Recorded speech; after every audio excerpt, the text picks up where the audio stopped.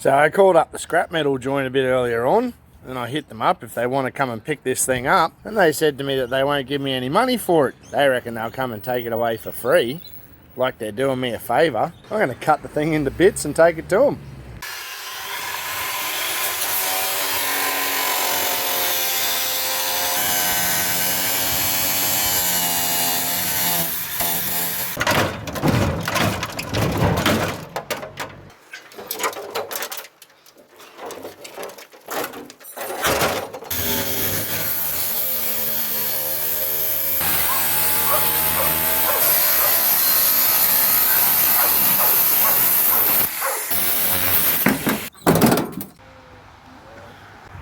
Well, I guess in some ways, guys, you could call this box trailer a car trailer. Well, look at that. It's bloody brilliant, isn't it?